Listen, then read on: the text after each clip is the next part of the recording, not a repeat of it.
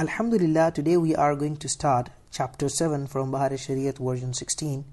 It is about etiquettes of wearing the Amaama, means the turban. To tie or wear the Amaama is a sunnat, especially during namaz, since the reward for the namaz that is read whilst wearing a turban is much more. A few ahadith have already been presented before regarding the turban. When one ties a turban, then the shimla, means the tail, should hang on the back between both shoulders.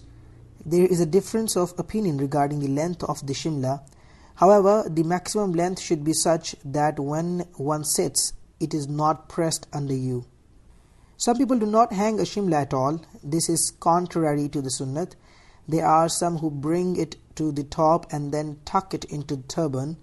This too should not be done, especially in the condition of namaz, as it would be makruh.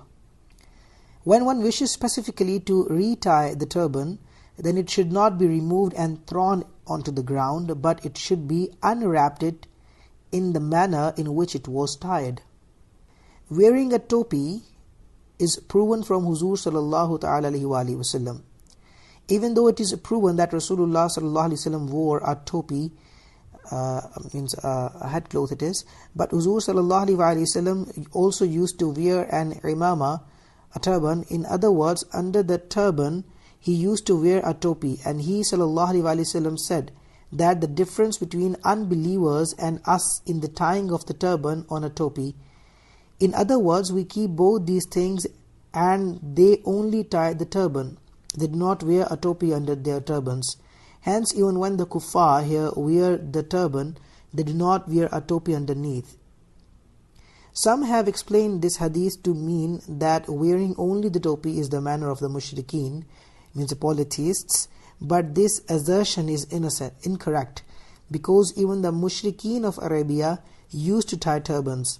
It is clearly mentioned in Mirqat, the annotation of Mishkat, that the small size turban of Huzoor sallallahu alaihi wasallam was of 7 hands in length, and the large size turban was of 12 hands in length.